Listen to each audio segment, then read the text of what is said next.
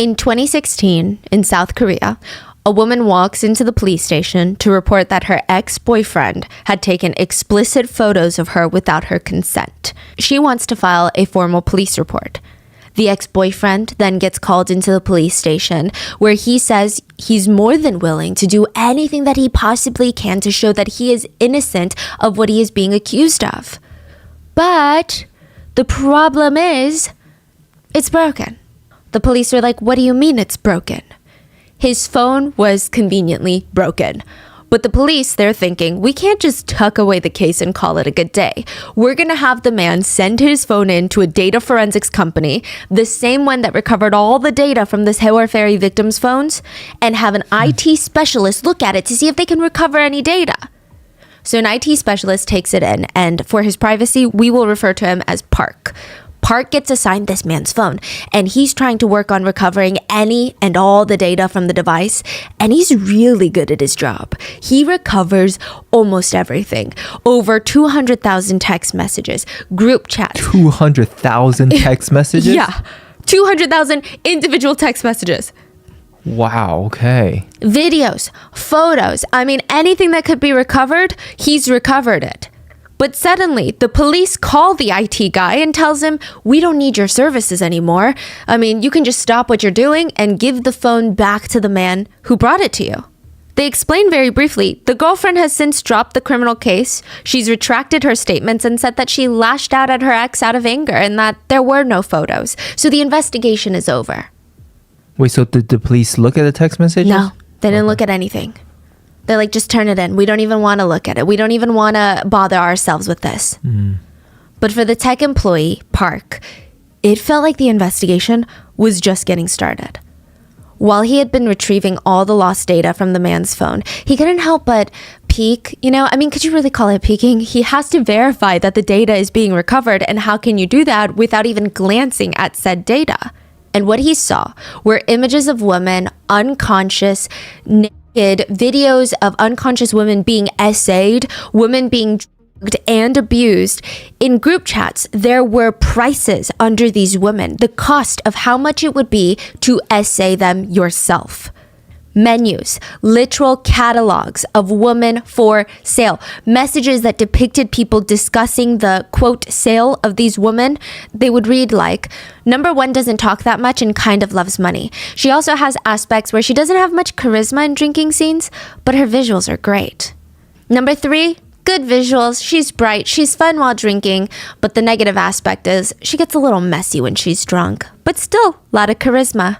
The receiving end texts back, then let's go with number 5 along with number 3. Girls were just being sold to the highest bidder. Messages showed people sharing videos of unconscious women drugged, dragged, and essayed. The receiving parties of these messages, they reacted to the videos as if they were watching a funny TikTok, something entertaining, not a literal crime.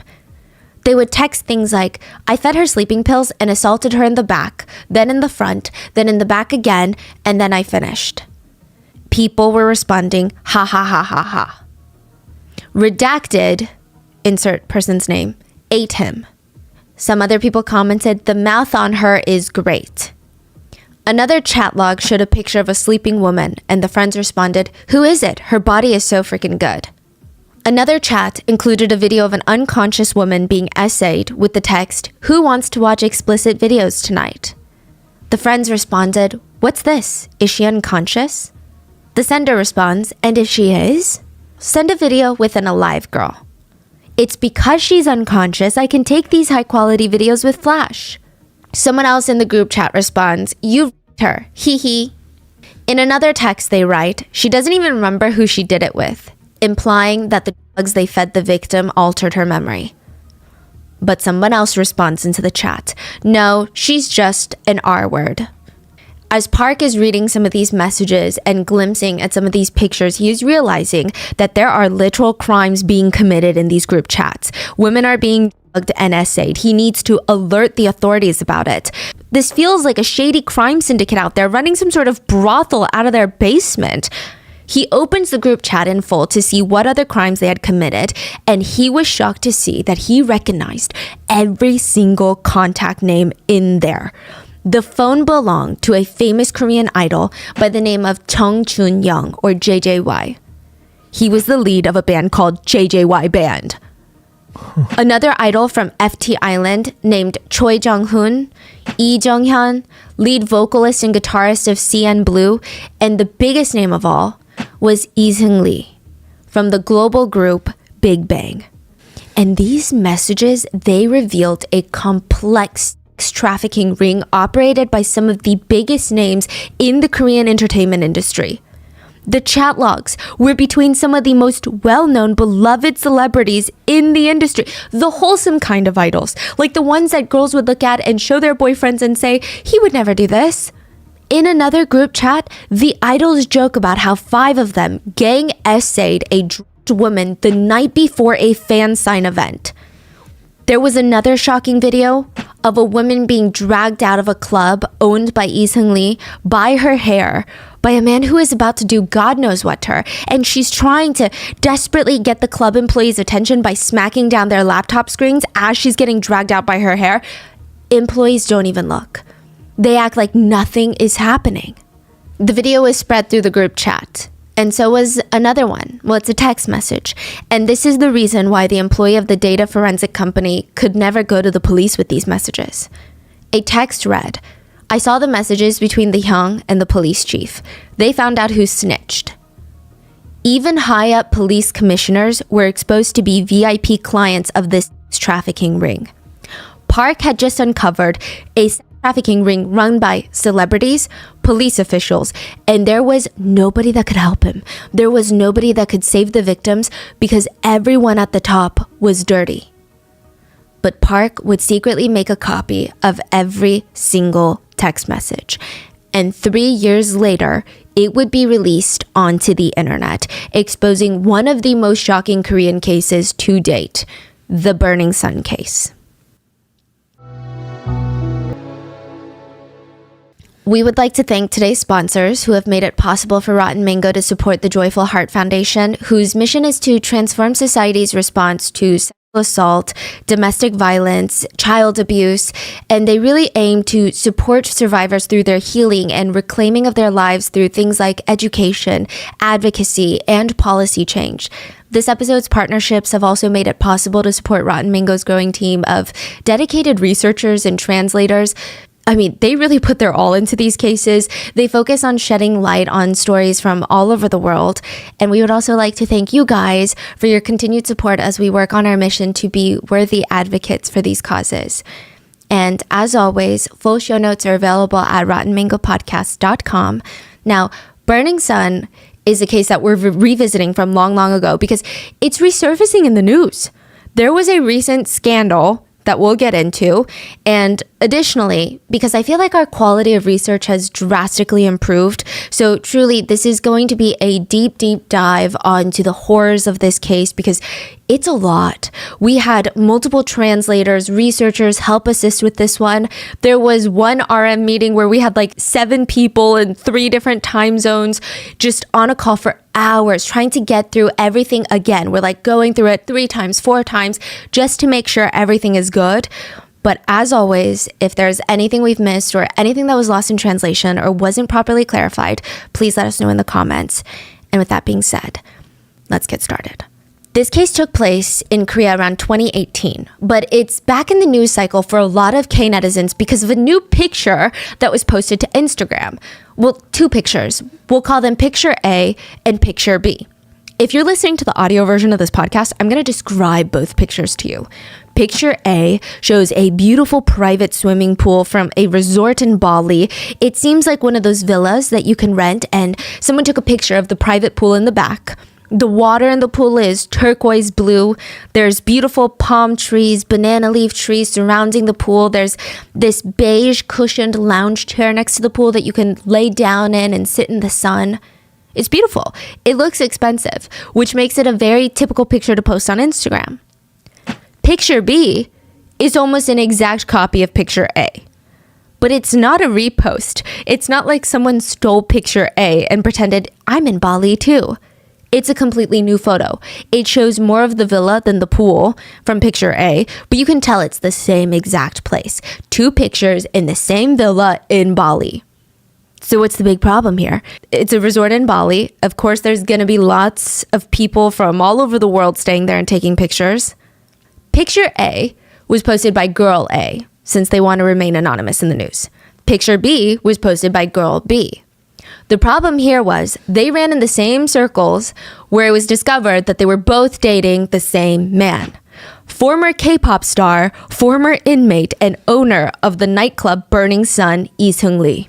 And I'm going to be brief with the scandal that unfolds because there's not too much to it, but Lee Seung-lee was cheating on multiple women and taking them on back-to-back trips with the same exact itinerary. So he would ask girl A, who thinks she's in a monogamous relationship with him, to fly out to Bali to see him. He would rent a villa, take her to very specific restaurants and dates, and after 5 days, she would fly back to Korea, and that same day that she leaves Bali, girl B, who also believes that she's in a monogamous relationship with him, would fly into Bali to see him. She would stay in the exact same villa girl A had just left from. I mean, it's likely that girl A's perfume scent is still in the villa at this point, and he would take girl B on this same exact dates that he had just taken girl A. Everything is identical.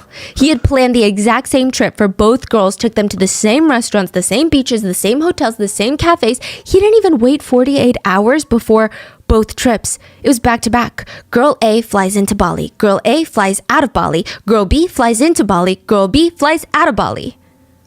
And all of this was quote unquote exposed when both girls discovered that they had posted the exact same picture of the villa and they started texting each other about their Bali trips.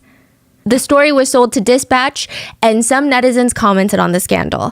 I hope the girls don't think that it's just girl A through B. Seung-lee probably has women A through Z. I thought he was in jail. That's what a lot of people were also saying. Like, what's going on? Why are we writing these random cheating articles about a literal criminal? So What's is he happening? in jail or no? He's free. He's free? He's Was out he of in jail. He was in jail he's already out. He was only in there for 1.5 years. And now he's back to dating Yes. people Yes. already. Back to, being involved with women. A lot of the comments had the same reaction as you. I mean, they were just shocked. They were shocked that he was in the news. They were shocked that he was out of prison. They were shocked that girls would even go out with him, that they would travel all the way to Bali to be with him in the first place when his club, Burning Sun, was exposed for basically having a trafficking ring operating during club hours. Yeah, how is he only a year and a half? That's insane. For the level of crime he committed. A lot of people actually speculate that this is Seung-lee trying to get back into the industry. It sounds counterproductive because why would a cheating scandal be good for him? But to have these mini scandals that sound like celebrity scandals are probably better than having Burning Sun as the last scandal. And God forbid he's trying to make a comeback. Like, I'm not even sure how that's possible. But just in case that's his end goal, let us all refresh our memories of the case of the Burning Sun, what was later dubbed the VIP company. A young woman named Min Jung woke up in a bed, and her eyes still felt really out of focus. That's how she describes this whole feeling, is her eyes feel out of focus. She tries turning her head to see where she is, and she doesn't recognize the room that she's in. She doesn't even remember how she got into this room to begin with. In fact, she doesn't remember much or really anything at all for the past few hours. She keeps blinking and trying to reach for any memory of even the last hour. There's literally nothing in there. And then a man walks into the room. She remembers him. But before she can act, he's on the bed, holding her down, strangling her. She's kicking, biting him, trying to push him off of her, but he's way too strong. He's simultaneously strangling her with one hand and using the other hand to cover her mouth. He's using his body weight to push down on her body. She felt like she was gonna die. Every time she tried to get up, he pushed her harder down into the bed. Her neck is bent against the headboard at a dangerous, painful angle. And she would later say, I felt like I was gonna die. She could not get this man off of her. He would proceed to rip off her clothes and essay her. Each time he pushed her, she could feel her neck bending more and more against the headboard. She said she felt like her neck was gonna snap. After this brutal assault, she grabs the mini trash can by the bed and she throws up everything that she has in her system. The throw up was this dark brown color. It was blood. She said at this point she really felt like she was going to die because earlier the focus had been trying to get him off of her. But now that he's off of her, she doesn't really know what his plans are. Min-jung likely ran through all of the options in her mind. She clearly could not fight him off physically. So she said she got on her knees on the carpeted floor and begged for her life. She was trying to appeal to any sort of humanity or even empathy, if he had any really. She cried that she just wanted to go home. She would never go to the police about this. Oh my God, she just wanted to see her mom. That's all. She just wanted to see her mom. She finally looks up at the man, this kidnapper, this rapist, and he just starts laughing. He's giggling at her begging for her life. And he responds, "If you take a selfie with me, I'll let you go home." What? What? Like evidence? He takes out his phone, turns on the front camera, grabs Min-jung, and basically forces her to sit on him. "Okay, now smile." Min-jung doesn't really know what to make of this. Is he playing a game right now? Like, why would he want to take a picture with her? Was he really going to let her go? She said that she squeezed out a small smile, and the man kept his promise. He threw her clothes at her face and pushed her out of the room. She booked it. She didn't even wait to put on her clothes. She just ran down the hallway of this hotel building, out the main door, into the middle of winter in South Korea, middle of the night, pitch black. It's snowing. She's half barefoot, but she doesn't feel any of that. She's running towards the main road with her shoes and her pants in her hand, and this other hand is stretched out trying to flag down the closest taxi. She wants to get out of here and as far away from that man as possible, because who knows, what if he comes back? What if he changes his mind? Thankfully, a taxi stops and she gets in. Frantically, she gives her address, and when she sees the hotel disappear from sight, the fight or flight that had kicked in, it probably finally calmed down because she looks down and realizes she's still naked from the waist down. And there was a taxi driver looking at her in the rearview mirror. I mean, of course, we don't know why this man was looking at her. It could be that she's naked from the waist down and he's like, why is she naked? We don't know if he had any sinister intentions. I don't think so. But she put her clothes over her lap, trying to draw the least amount of attention on herself from the taxi driver. She tries to take inventory of everything she has. She notices she doesn't have her phone, credit card, or her winter jacket. I mean, it's bad, but what's worse is that she's missing hours in her memory. She has no idea how she got to that hotel with the man that she was there with. After getting home, Min-jung gathers herself as best as she can and goes to the police station. She reports the physical and sexual abuse and shows them all of the cuts and bruises on her body. She said she wanted a drug test. She knew that she had been, this had never happened before. Her memory had always been fine, but now she conveniently has a gap in her memory and ends up at a hotel with a man that viciously essayed her. No, this isn't right. She demands a drug test, and she knows that this is not only going to prove that he essayed her, but he drugged her in order to do it. This was going to convict him. It was going to get her justice, put that sick man behind bars so that he could never do it again. Assaulting women, making them beg for their lives before throwing them out onto the street. It was despicable. She's going to make sure that he gets put away for a long time. The drug test comes back. There are no drugs in her system. What? That doesn't make any sense.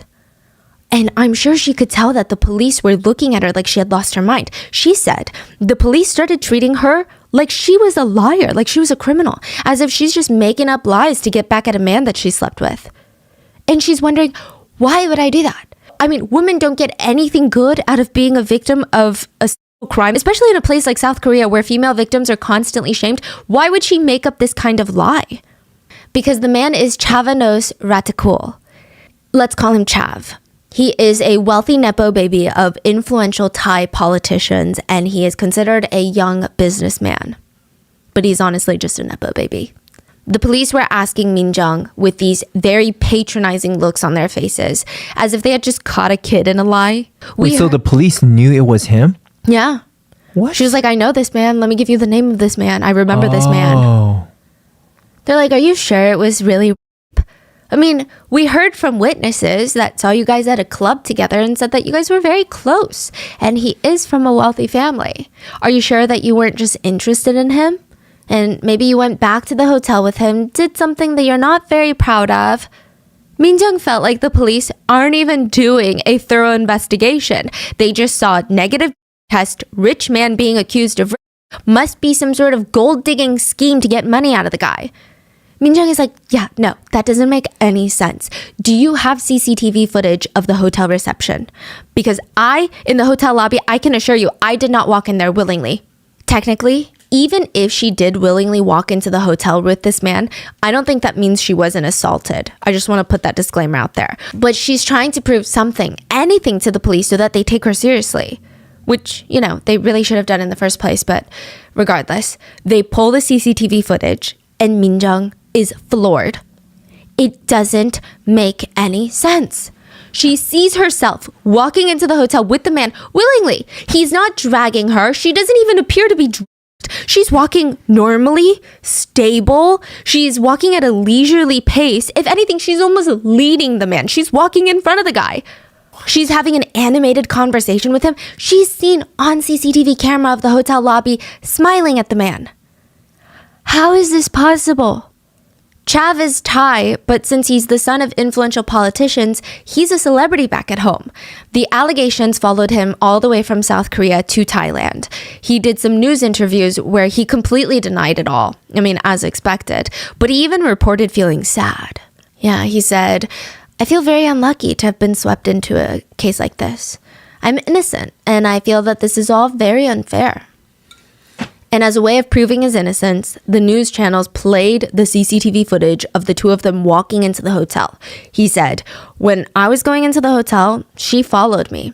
She was 100% conscious. The CCTV shows it all. I didn't use any force or put her over my shoulder or carry her in.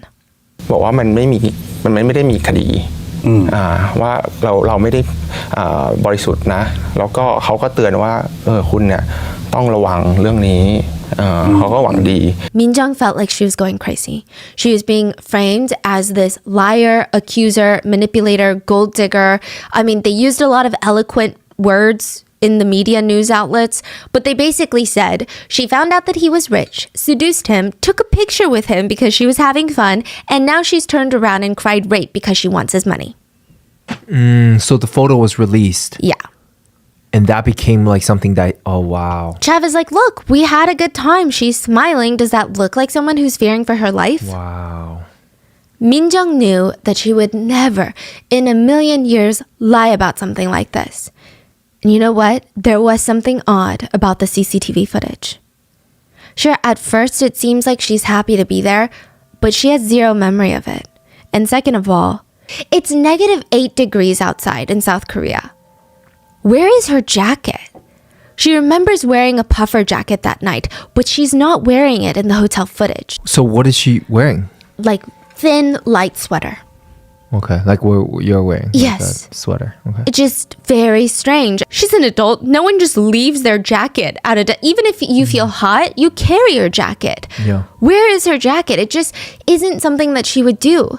So she keeps trying to piece together the events of that night, and it feels like there are just holes in her memory, as if someone had taken a scalpel and carved out a section of her memory, clean precision. She does remember, though, hours, long before the hotel, she was getting dressed up to go with her friends to the Burning Sun Club. None of them were really club goers like that, but they just wanted to see what the hype was about, and it really did live up to its reputation.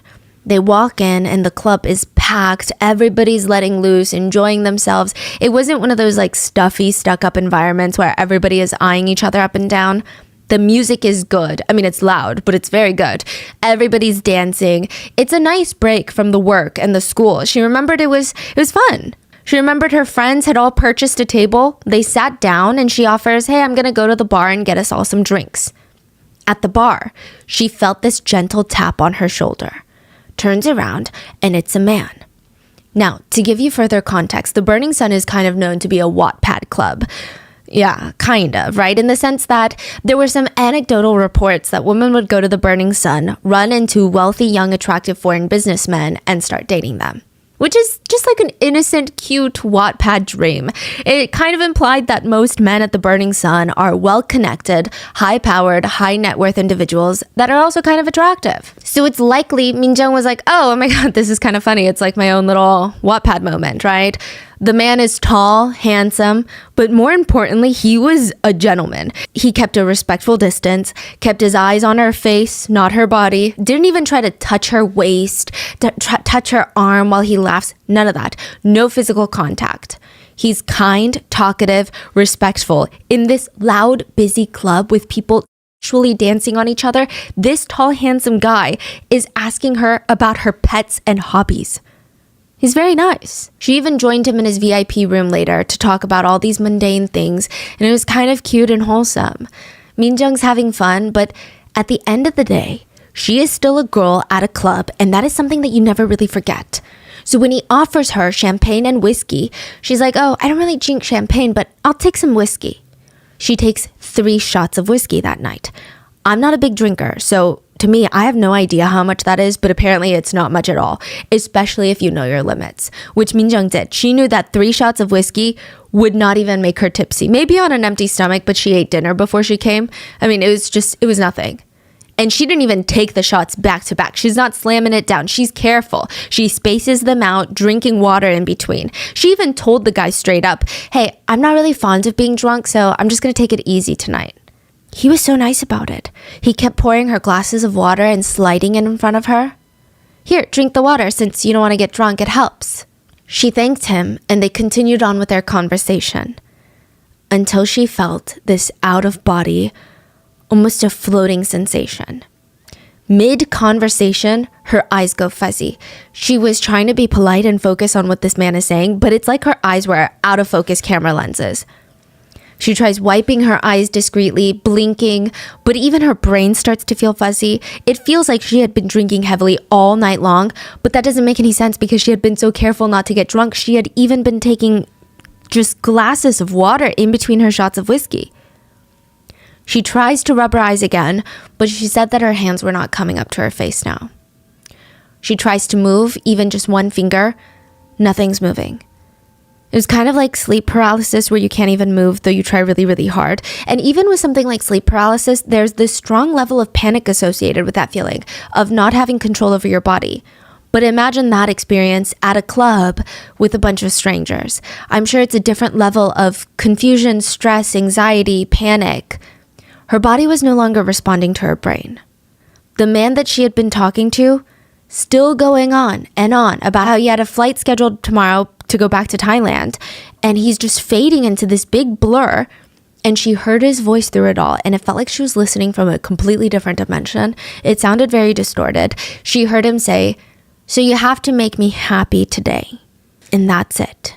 She doesn't remember anything else after that. Just waking up in that bed to be assaulted. She knew she wasn't going crazy, even though everyone, including the police, are trying to convince her that she's going crazy. She's thinking, I must have been f***ed. And she had a sneaking suspicion that something was in the water at Burning Sun. And water is a big business at Burning Sun. The employees of Burning Sun are incentivized to bring VIPs water, to procure good water and protect the VIPs' water and deliver good water to the VIP tables and rooms. If the employees were capable of doing that, some of them would make close to $8,000 in a single night from tips from VIPs. Wow. All from the big shot foreign VIP clients that are really, really happy about water. The employees of the club would work together as a team to make sure VIP customers got their water. They would even have group chats in real time while they're working about how things were going, how the VIPs were looking for water, how they are enjoying their water, who needs more water. They would text things like, the VIP in the room is looking for good water tonight. Okay, I'm looking for good water. Hurry, he's pestering me for water. He's very thirsty. He said it doesn't even need to be good water anymore. Just someone get him some water. His fellow coworker responds, I'll get him a side dish then. It's a little confusing. In another chat, an employee texts the other employees, someone is approaching the water I secured for a VIP. Bouncer, hurry up and go protect my water. He gets a response from the bouncer. On it. The bouncer pushes through the crowd towards the bar, scanning the area. He spots the water that the employee is talking about. A man is with the water. So he approaches this man, tells him to get lost, and he's standing there awkwardly with the water. But it's not what you imagine. It's not a cup of water. It's not a bottle of water. It's a woman. She's very pretty. She would make the VIPs very happy. Employees at the Burning Sun had their own vocabulary when they were working. When they say water, they were never talking about real water. They were talking about women. Female club goers. That's what they call them. Not humans, not people, not women. Water. So in Korean, like 물. 물. Yeah. It's like a phrase that you would use. If you go outside and you see a ton of pretty people that day, you might say something along the lines of, wow, why is the water so fresh today? That's a way of saying, wow, everyone is so attractive today. Because the slang is, the water is fresh, means the fish in the water is fresh and tasty. Water can refer to all genders when it's used in this phrase. Like when people say the water is fresh, it's not just referring to women. It could mean, oh, the guys are attractive, like everybody's attractive. Oh, okay.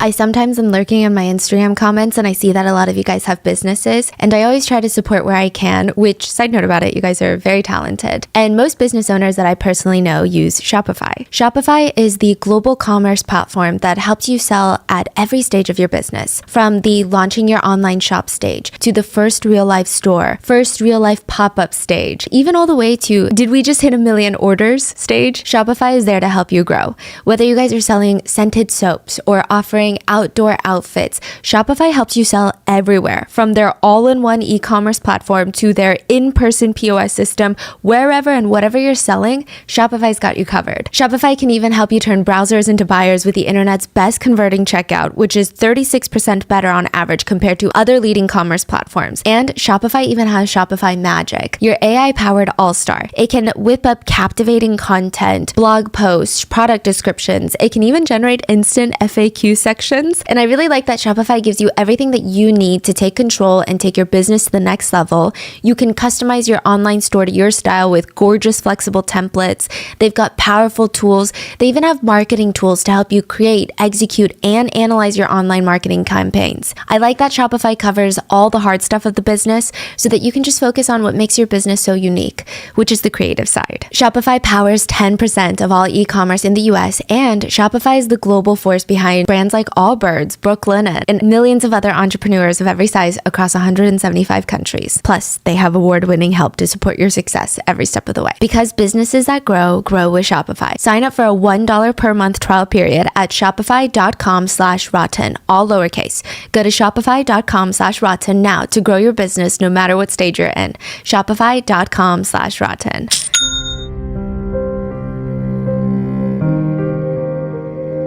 But at the Burning Sun, water refers to women. Good water refers to very pretty women. And averagely okay women are just side dishes. They are not the main course. The goal for the employees at the Burning Sun is to survey the women coming into the club, pick the prettiest ones that would please the VIPs, get them drunk, them before the VIPs get there so they can deliver them to the VIP. The goal would be, she is beautiful, she is beyond the point of consent, the VIP is happy. Because now the VIP doesn't have to waste his time getting her drunk so that he can essay her. He can just go ahead and do whatever he wants to her illegally. VIP is happy, the employees get a big tip. That is the ultimate goal of the employees at Burning Sun, and nothing makes them happier than watching the little essay of a young woman. They would text videos into their group chat of VIPs R-wording unconscious women. They would text things like, look at the VIP room right now, they're doing it. They would text back, wow, it's true. From Burning Sun to Hong Kong. To go to Hong Kong means reaching the height during intimate activities. So if a weird Korean guy asks if you want to go to Hong Kong tonight, he's not asking you to catch a flight with him for a spontaneous trip. He's asking you for something. And employees of the Burning Sun knew VIPs were more likely to tip them and come back if they were going to Hong Kong. But very few girls ever got drunk at a club to the point of not being aware of their surroundings or passing out. Or at least you don't do that without having friends that you can trust to not let you out of their sight. I feel like most girls know how dangerous that is. So it's up to the employees to get girls into that state quickly and discreetly. Their solution was date. They, employees, sometimes even bartenders, would date their own female customers, which, a few things about this are so terrifying. How easy it is to spike someone's drink, terrifying. But also, I imagine if I went to a club, I might be cautious of strange men around me, but I don't think I would ever be really cautious that the bartender would spike my drink or that the employees would. Yeah, especially Burning Sun, one of the most famous club, most high-end club. What? The employees would date their own female customers to serve them on a silver platter for higher paying male VIP customers who came to essay the female customers. They women, essayed them, took pictures and videos of the assaults, created a product catalog of the victims to see if other VIPs wanted to pay to essay these victims as well. That was the real business model of Burning Sun. They were, in theory, running a complicated trafficking ring, and they got away with it for a very long time. Not because they're flying under the radar and never getting called out on it. It's because they were being so blatant about it. There is a saying, I believe in German, and it's translated into English as, the devil was covering it with its own tail. And it's in reference to something being so out in the open, it's basically right under your nose. But you miss it because the devil has just barely hid it out of plain view. Like hiding in plain sight. The Burning Sun's reputation was the tail. And if anyone heard any strange, questionable stories coming out of the Burning Sun, first, they would question if the storytellers were even sober enough to remember the events correctly. And if the answer was yes, they would all just kind of shrug and say something along the lines of, that's just what happens at the Burning Sun. The club was owned by a well-known Korean celebrity and a bunch of investors. And the sentiment for a lot of Koreans at the time was, what else do you expect to happen at a place like the Burning Sun? It doesn't have a wholesome reputation. The club was co-founded by Lee Seung-lee, who is known as the Great Gatsby of South Korea. And not because he's a fan of literature and that's his favorite book, but because he throws insane, lavish parties. I'm talking a whole line of bottle girls coming out in line, holding $1,000 bottles of champagne in each hand, with insane sparklers shooting out of them. And it's not just one or two bottle girls, it's like a whole parade of them. Stacked champagne glasses ready to be filled, pretty women everywhere. Uniformed girls in white and gold sparkly dresses popping $10,000 bottles, $50,000 bottles. It was crazy. This is the same guy, Seung-lee, where for his own birthday, he had booked out a full luxury resort in the Philippines so that nobody else could stay there, flew 150 of his closest celebrity, nepo baby, politician children friends from all over East Asia, not just South Korea, but China, Taiwan, Malaysia, Singapore, Japan, everywhere, to the resort, flew them out in the Philippines to party for 4 days and 3 nights straight. These are not people that sit in economy. He's booking first-class tickets for all of them. That's crazy. He spent $20,000 on just fireworks for his birthday countdown, which is really a crazy thing to do. And the whole weekend ended up being around $444,000. That's crazy because his image is the opposite of this in the band Big Bang. This is a guy willing to drop hundreds of thousands, if not $500,000 on his birthday party. And he started as this humble, insecure boy. We're going to get into all of it. This became the appeal of Burning Sun. The general population of Korea had started to hear about Seung-lee's parties, started to hear about the new Great Gatsby of South Korea, and they wanted to go to one of Gatsby's insane parties.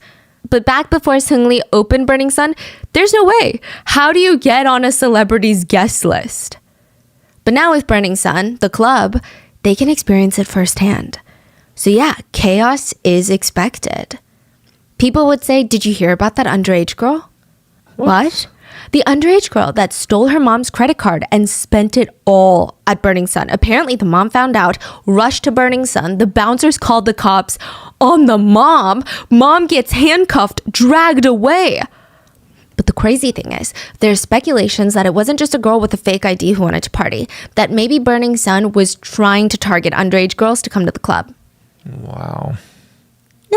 I don't know how true that is. That's just what happens at the Burning Sun. These are the reactions people would give. There was another report of a couple that went to the Burning Sun, and the girlfriend had, she felt comfortable. She was going to this wild, crazy club, but she was going with her boyfriend. So if anybody approached her, she would just say, "Oh, I have a boyfriend," and he's right there. Or if she was scared, she could just ask the boyfriend, "Hey, can you just take me home? I don't really feel safe." That night at the Burning Sun, her own boyfriend drugged her with date drugs at the club, then assaulted her at a hotel and filmed it without her consent. That's true or? True.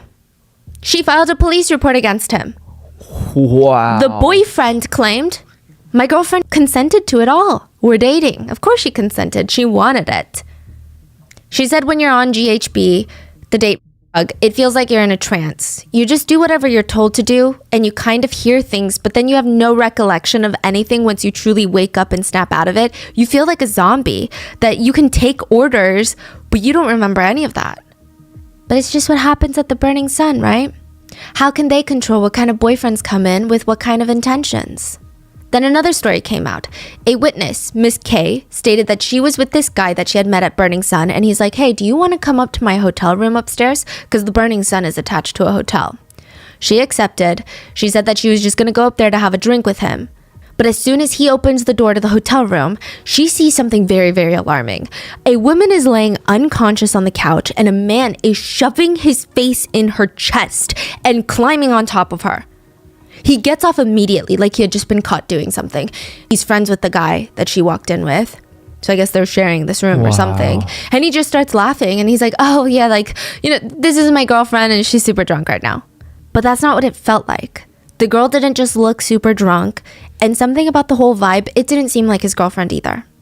She called the police, but they responded super nonchalantly about it, saying, "Well, technically no crime really happened, did it?" So once again, some people, including the police, were just saying, it's just what happens at the Burning Sun. Another story was of a girl named Sarah. Well, let's call her Sarah. Sarah said that she didn't really know too much about the Burning Sun, other than the fact that her friends would go to the club and come back with these crazy stories of how they felt so extroverted and crazy, and it was a blast and how fun it was. And she's thinking, wow, this is insane. My friends are normally insane introverts that hate leaving the house, and this club is bringing them out of their shells. Naturally, she's curious. She gets connected to a friend of a friend named Anna, who said that she had been a big party goer, and they formed this friendship. Anna offers to take Sarah to the Burning Sun since she had been there before. And Sarah has no clue that Anna didn't just go to the Burning Sun a few times. Anna worked at the Burning Sun as a runner.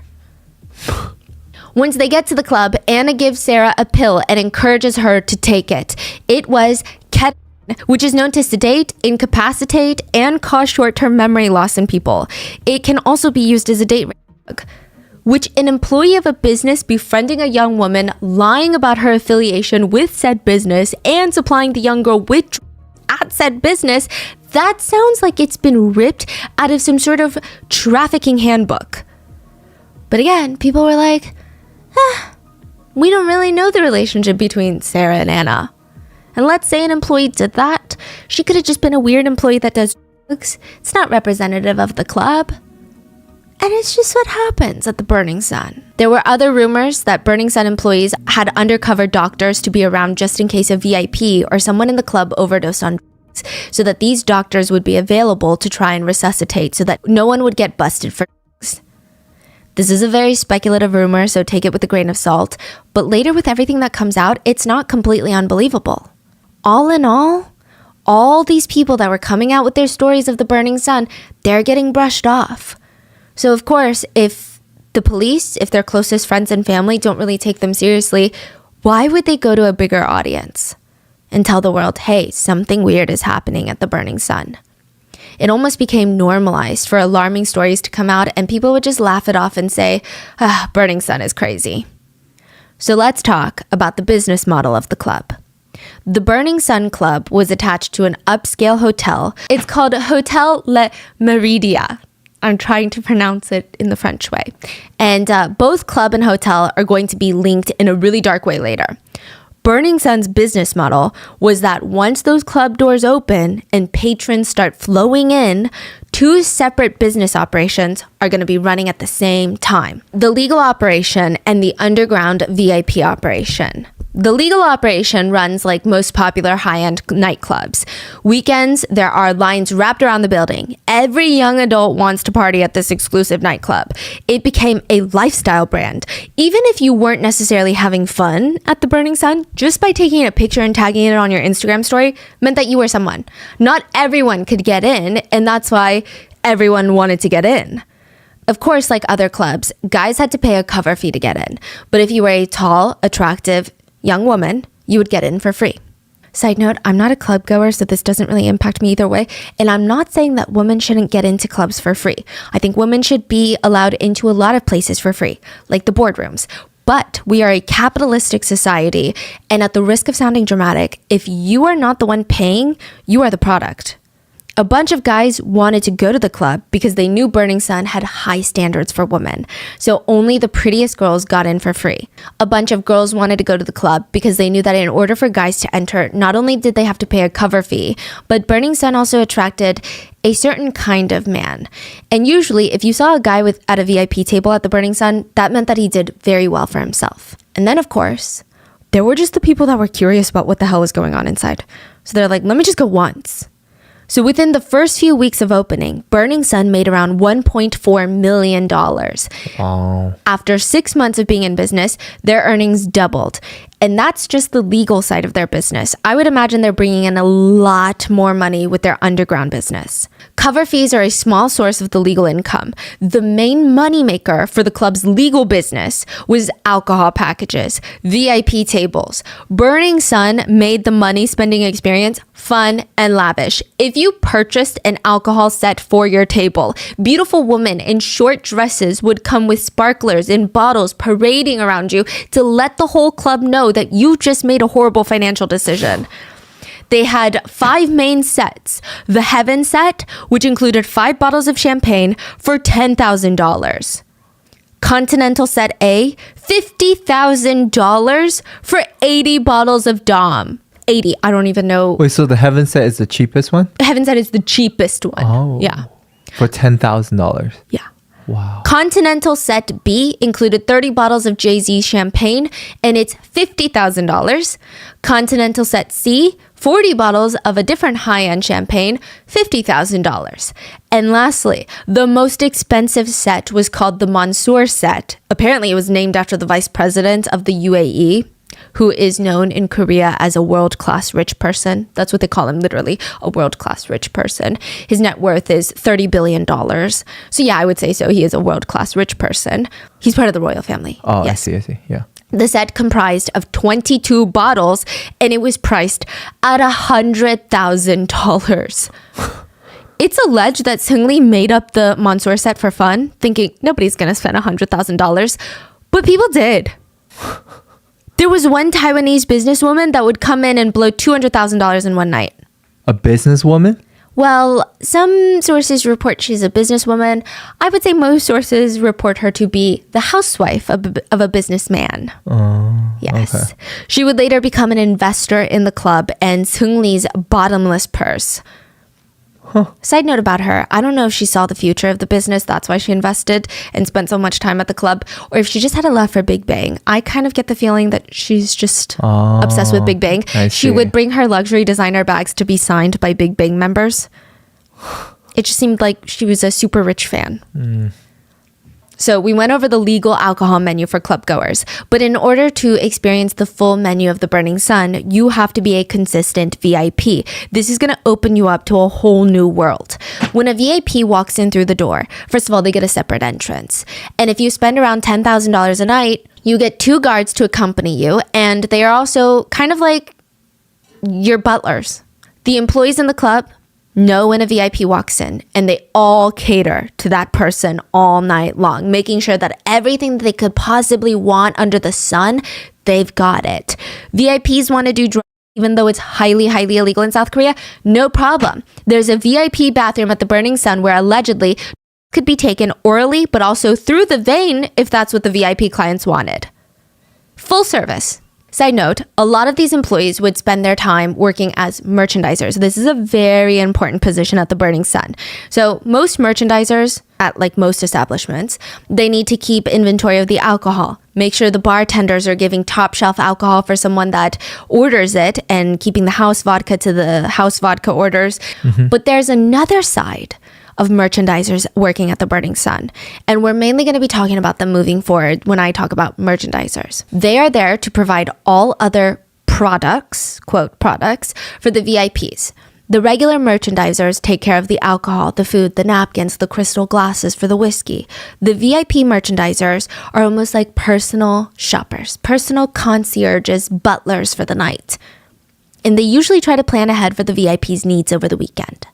On Thursday, every merchandiser from the Burning Sun sends out text messages. The regular merchandisers will send out the weekend specials to the regular clients about imported champagne that they just received that's on special, or a new claw-footed bathtub filled with ice and champagne, or a new party theme with cover fee being slashed in half, or a new DJ that's going to be featuring this weekend. The VIP merchandisers will send out similar text. This week's specials are almost like a restaurant's weekly specials, catch of the day at supermarkets. But instead of promoting cover fees being discounted or alcohol sets being on special, they were sending pictures and videos of women.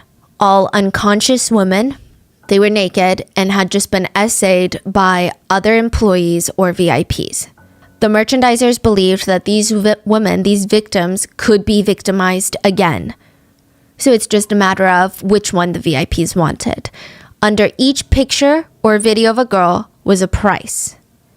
To drug and essay the girl. They're selling essay. They're not even selling, they're selling. So they're gonna what? Lure the girls back in. Wow. So they get their numbers usually the weekend before when they're and lure them back in. And just like how the alcohol specials changed every week, the girls changed every week. The merchandisers would text the VIP, you can have this one, or how about this one? Or you can like this, a kind of playing like this. So they're referencing videos like, you can also do it like this. Or text that read, I can make you a reservation guest. If you come, I can get you this girl. If there was more than one VIP client that wanted the same girl that weekend, they would open a bid. The clients would bid, auction, on the woman who had no idea that any of this was even happening.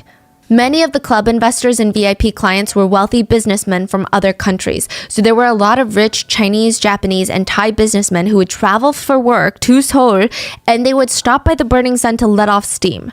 The merchandisers were really good at knowing exactly what kind of girls each of them wanted.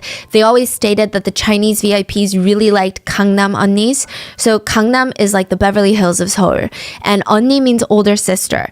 It's a really nice way of saying they like faces with a lot of work done. So when they knew that a group of Chinese VIPs were coming in, they would send them the weekly specials filled with Gangnam Onnis. It's like none of the VIPs wanted workers.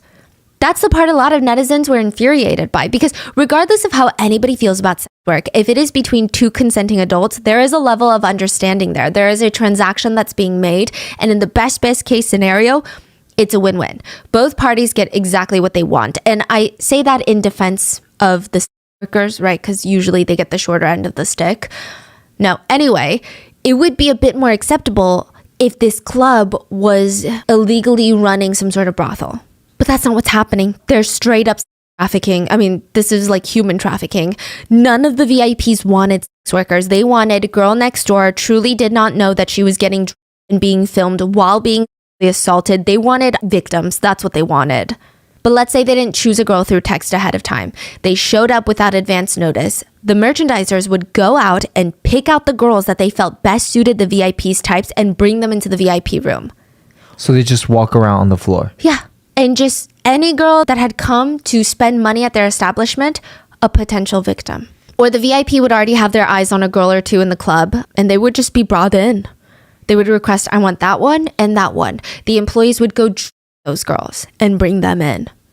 And just to reiterate this point home, sorry if it feels redundant, but it is a huge part of this case. These women that they're picking to bring to the VIP rooms are not employees of the club, and they are not sex workers. And I don't say that to say employees or sex workers are not as important, but I'm saying if it was an employee or a sex worker, they would be there for work.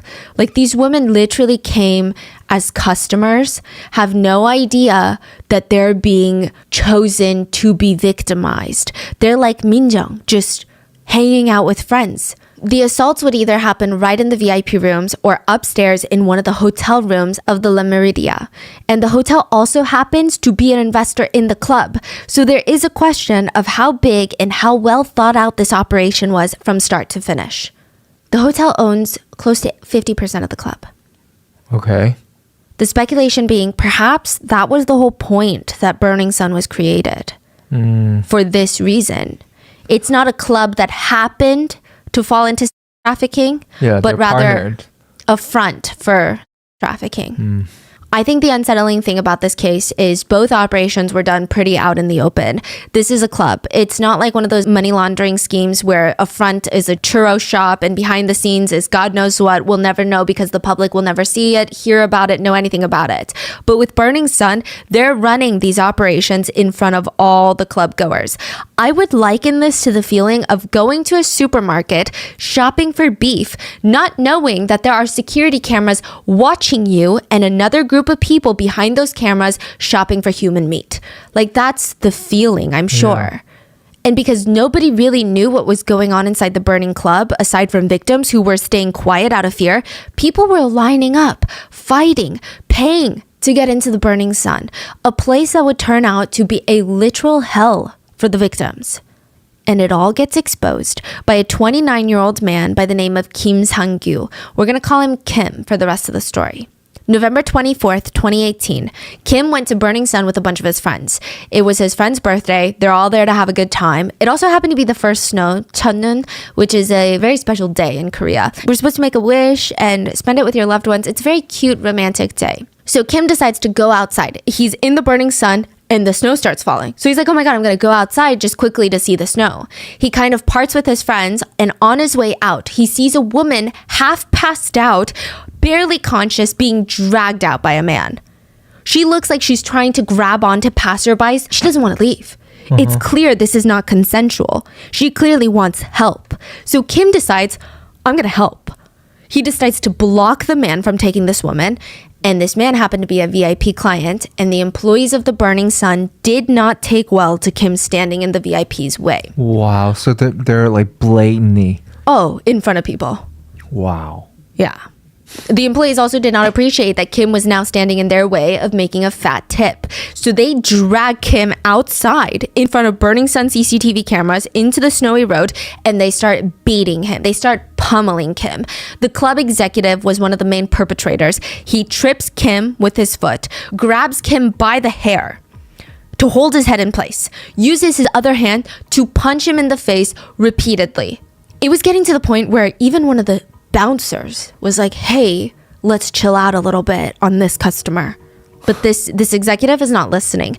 Another bouncer jumps in to help hold Kim in place, so it's easier for the club executive to hit him. At one point, the club executive even walks away from Kim, who's on the road just sitting there, because now he has 3 broken ribs. It's painful to even try and get up.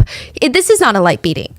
The club executive walks over to his little bouncers, takes off his jacket, only to walk back over and continue beating Kim. Then when he's finally done, he just walks back into the club with the bouncers, leaving Kim on the ground.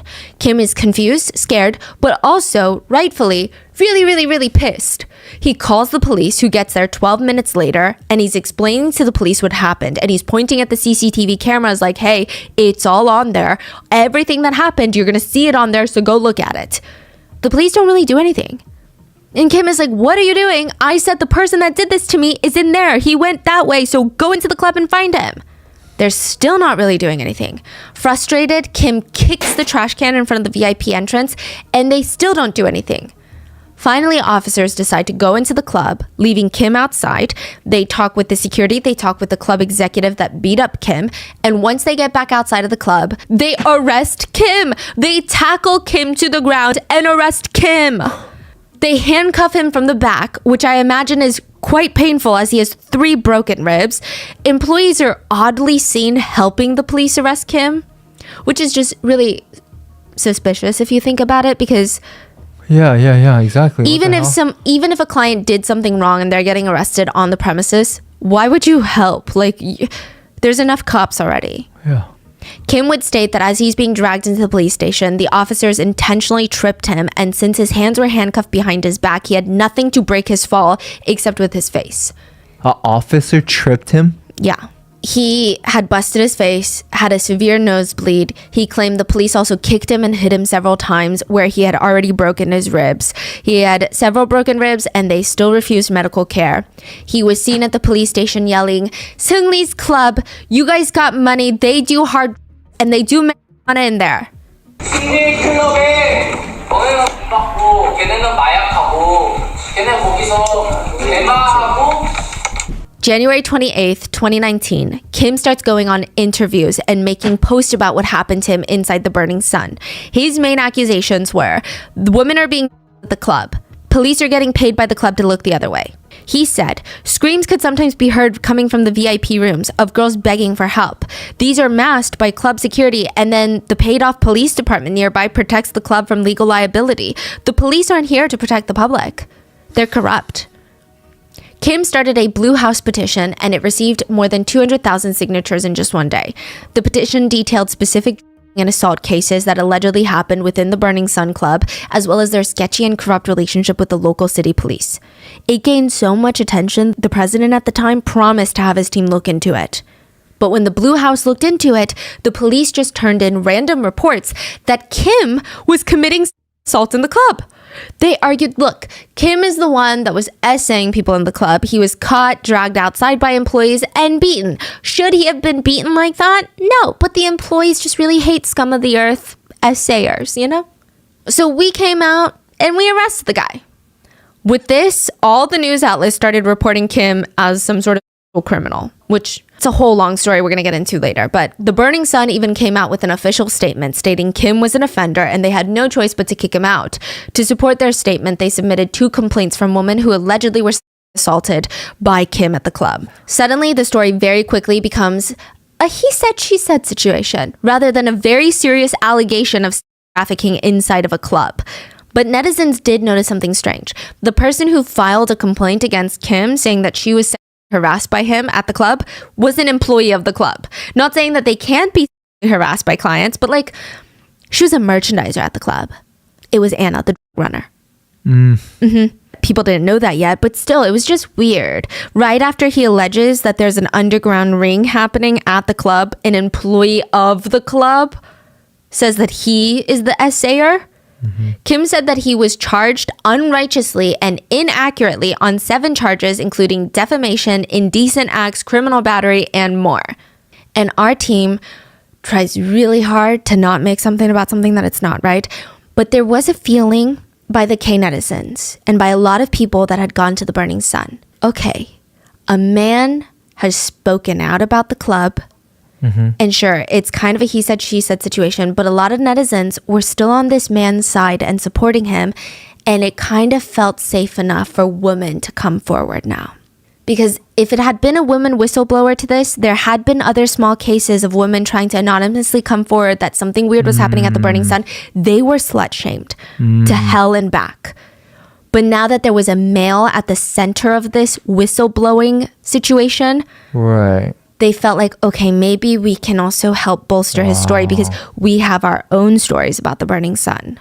Damn, that says a lot. Yeah, a lot. I mean, just like the crime itself says a lot about the violence against a certain gender, and then this just reiterates that.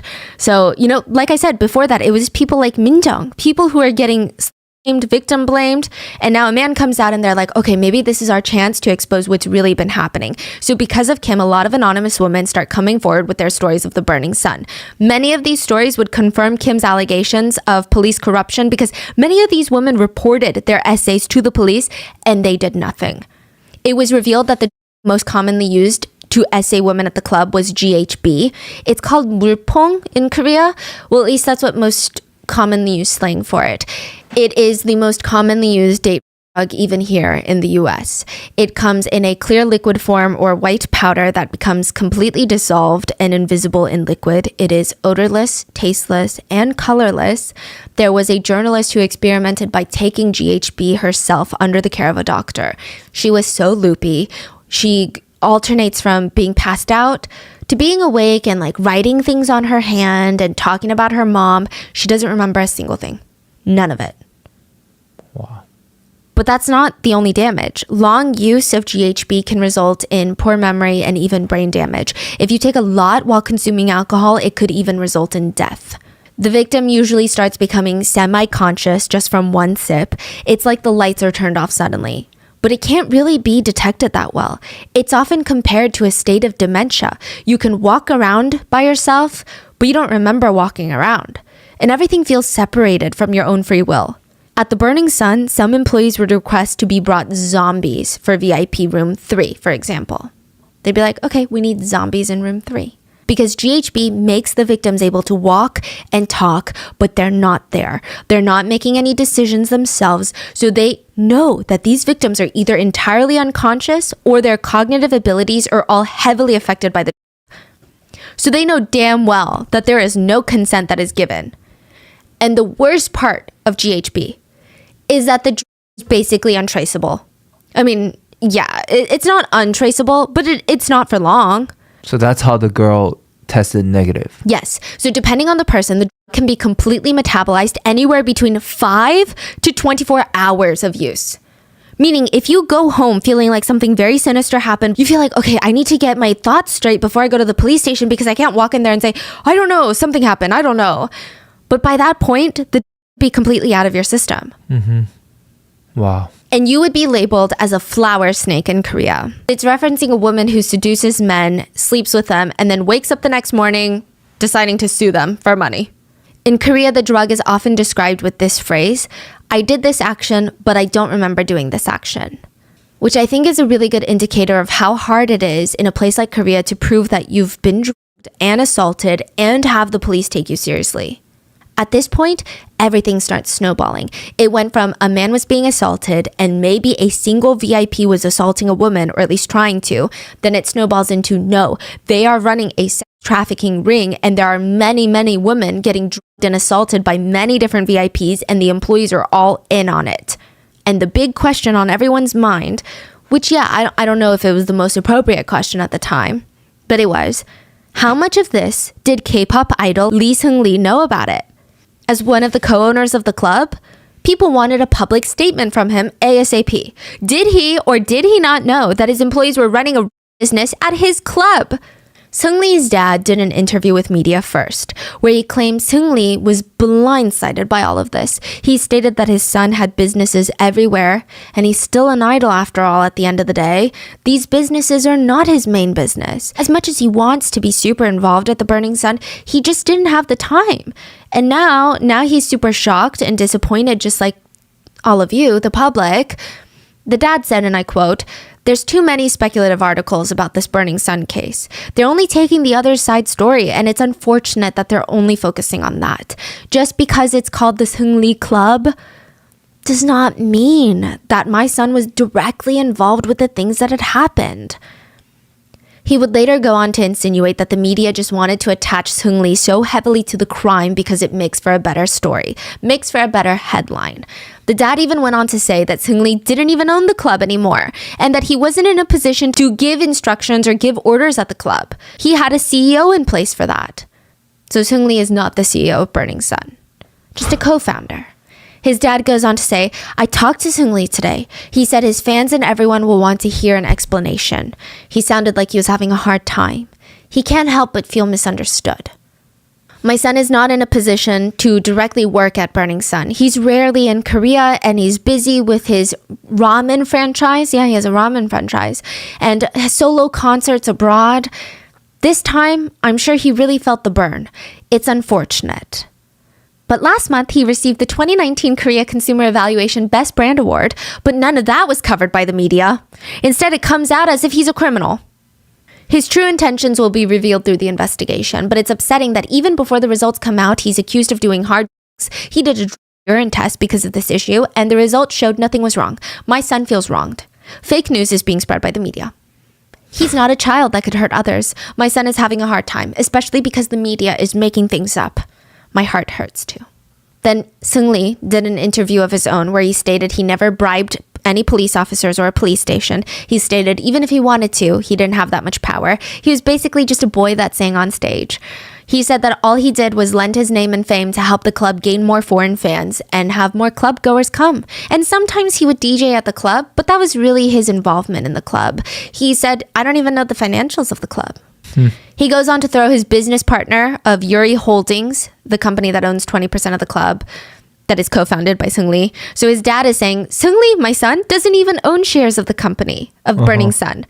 And like technically Seung-lee doesn't own shares of the Burning Sun, but he owns a company called Yuri Holdings that owns 20% of the club. Wow. And Seung-lee is like, you know, I heard that my business partner was talking about women and asking for women and trying to buy sex. And I tried to stop him, but he wouldn't listen to me. And I don't really hold that kind of power over a business partner. So there's nothing I can do if that's an adult, you know? Throws him under the bus. Seung-lee promises to the media and to the public that he's going to do anything to help with the investigation, and he wants the truth out there as much as anybody else. Of course, their responses make the case blow up more, but on top of that, the business partner that he threw under the bus is actually married to a then very famous actress by the name of Park Han-byul. So he's like, hey, you know that actress? Well, her husband is like looking for sex workers. So of course the case blows up even more, right? But at least Seung-lee's fans are super relieved. They felt like, whew, we dodged a bullet. Seung-lee is still good. He's still the guy that we know and love. Other people doubted that. They thought Seung-lee knew exactly what was going on. He's the Great Gatsby of Korea. And just like the Great Gatsby, Seung-lee has a raging inferiority complex.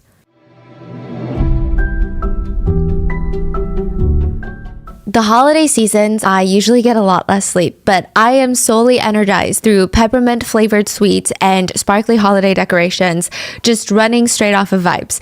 But one thing I'm pretty stickler about is my hydration. If I'm hydrated, I feel like I can go on and on for hours. And if there are parts of my daily routine that I can make a lot more effective, I'm going to try and do it. And with Liquid IV, its hydration multiplier has made my life so much easier.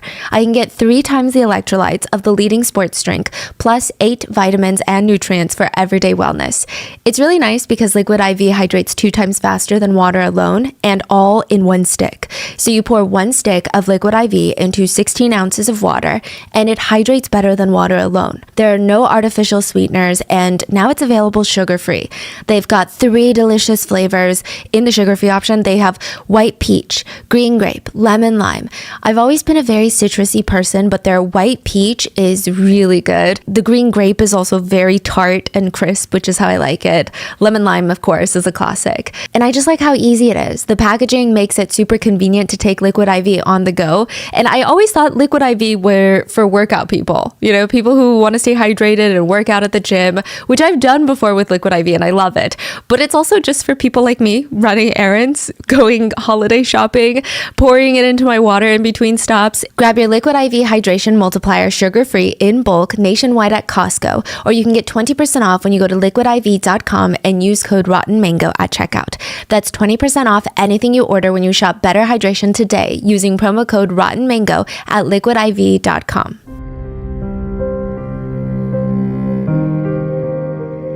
To give you context on Seung-lee, he was part of a 5-person K-pop group called Big Bang. And I feel like for anyone who knows even a little bit about Korean entertainment or even really Korean culture at this point, Big Bang is just one of those groups that needs no introduction. So I'm going to try and keep it brief for those that are just not in the K-pop world. Big Bang is like the One Direction of K-pop, meaning they will always be remembered at one point as being one of the most iconic boy bands in K-pop history. I'm not saying right now, I'm just saying at one point they were. And I'm not saying that they're better than your faves or even like they paved the way or anything, but they were really, really popular. Yeah, like between 2008 to 2012, like they dominated the world. Dominated. Yeah. It is unclear how much revenue the group generated, or at least we couldn't find out an exact figure, but we did find out that they brought in $800 million in ticket sales for their concerts during their career. That's probably a very small cut of the overall revenue that they generated. That's not including album sales, streaming revenue, appearance fees, ambassadorships, royalties from music. That's just concert sales is $800 million. Yeah. So they're an influential group. And Seung-lee always felt like the black sheep of the group. It's pretty evident in hindsight that he had an intense inferiority complex while he was part of Big Bang, and it does seem like there were a few pain points for him. Seungri applied to be a trainee for the K-pop group that would be later Big Bang. There was a series of cutthroat competitions till a group of boys was narrowed down. They just wanted 5 members. Everything was ruthlessly judged and criticized by YG, who is picking the trainees. They had 4 members already picked, and it was down to the last spot. Seungri and another boy were competing neck and neck for it. Seungri barely made it. It was so neck and neck. It was like, I guess we'll go with Seungri. It wasn't like, oh man, he won by a landslide. That was so good. He really stood out. It was such a close call. And that type of complex, he felt like, I'm not as good as the other members. YG was so certain on the other members. But for me, it was kind of iffy. Now, that kind of complex doesn't necessarily make someone a bad person. Fans actually fell in love with Seungri for the sides of him that were shown. They remember during the early days of Big Bang, there were reality shows that they would do that showcased what their lives were like as trainees, and they would all be crammed together inside these very not so great apartments that the company was paying for. They would have to clean up after themselves after training and dancing for like 18 hours a day. And Seungri being the youngest of the group. In Korean culture, that means he has to do a lot more chores than the others. He has to do things like wake everyone up, which is harder than you think. The oldest of the group, Top, he refuses to wake up, so it's standard to see Seungri go into the kitchen, grab pots and pans to bang together to wake up his hyung. Another member would start vacuuming the wall on top of Top's face to try and wake him up because he's just, I guess, a heavy sleeper. And it's kind of like a heartwarming moment. It's relatable, it's funny, and considering how young the boys were at this point, it was endearing. But Seungri was always being compared to his other bandmates. I would say I remember, and this is just from memory and not research, G-Dragon, Top, Taeyang, like they had so many stans from the people that I knew personally. Seungri just didn't really have a lot of stans from what I remember. He did seem to get a good chunk of hate comments. People joked they didn't like the size of his head, that it was really big. They also said that his legs were too short and that other members were very good looking, but Seungri was had a relatable looking face, they said. He said he especially didn't like the comments about his head because, and I quote, "It's not like I can get a head reduction." But even that moment is a good example of why a lot of people started to stan Seungri.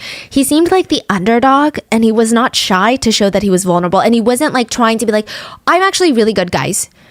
He was embracing it. He's like, yeah, I am the ugliest of the group, but what am I going to do about it, right? He said he was always anxious about never having enough money. And he said G-Dragon earns extra money from songwriting and rights to the copyrights of their songs because he writes a lot of their music. Top does acting in movies and dramas. Taeyang does solo albums and concerts. Seungri said that he was anxious because all of them were so diverse in their earnings and their income. And he said, I am making, quote, 1% of what G-Dragon is making. Wow. And like a lot of people with a potential inferiority complex, he starts overcompensating. It felt like he's desperately trying to make something work. And I just want to make it clear, I'm sure his idol life, like a lot of idols, if not every idol in South Korea, is cutthroat, is hard, potentially miserable and rough. But from what we can tell, the man is not starving. He's not paycheck to paycheck. So when he's saying I'm making 1% of what G-Dragon is making, he's not out here working a restaurant job after his training. Like he's doing he's fine. Talking about like at that point, if Top is doing acting and solo, like they are already popping at that point. Like he's a millionaire. He's killing it. Like as a part of Big Bang, like. But he kind of made it his personality, and a lot of fans felt bad for him. Yeah. But it's I just want to preface, we don't need to feel bad for him. But his image at that point is just like this soft, good boy, like very like little, very soft energy. People love it. People loved him, yes. It's a nice guy image. Yes, he said he just wanted to keep up with other members, so he learned English, Chinese, and Japanese. He opened up one of his first businesses, a training camp for idols. A lot of big names came out of there. A lot of big names. Huh. So he did a training camp. Mm-hmm. Huh. I was going to list some names, but I don't even want them to be like associated with Seungri. But like a lot of big names came, and they don't even know like Seungri, and they're not connected with anything that he did, but just in case. Wow. But yeah, lots of big names. Closed down after a few years because one of the teachers had gotten romantically involved with a student. Not a good look. he moves on with other business ventures. And by 2018, he finally made a name for himself outside of Seung Lee of Big Bang. He was hosting multiple talk shows, going on TV shows, acting in dramas, doing promotional activities for YG Entertainment. That's the agency that created Big Bang. He calls the founder of YG, Mr. YG Entertainment himself. He calls him Appa, which is dad, because of how close they are. He started a Belgian waffle cafe for his mom to run. He co-opened a restaurant called Monkey Museum in China. He had a ramen franchise called Iori Ramen, and it had multiple locations in Korea and even a branch in Kuala Lumpur. He owned 10% shares of a cosmetic medical company called Dr. Golderm. He was serving as a brand ambassador for a new music label launched by Sony Music. He was heavily involved in YGX, which is a sub-label under YG Entertainment. He would also go on to build this image of himself as the Great Gatsby of Korea, which was great marketing for all of his night businesses, like his bars and clubs. So now we have a potential inferiority complex, love for lavish parties, lots of businesses in the nightlife party scene. But still, that doesn't make someone complicit in something as serious as a trafficking scheme. Did he really know what was going on? His fans argued, absolutely not. They felt like he was innocent. This is Seung Lee that we're talking about. Do people not remember? A lot of people dug up an old clip of Seung Lee, and it had been on a TV show called I Live Alone. He was talking to another actress. It's a reality show. They're sitting there talking, and the actress recently had a baby. And out of nowhere, she asks Seung Lee, I can give you some if you want. And he's like, give me what? The soap I use. Breast milk soap.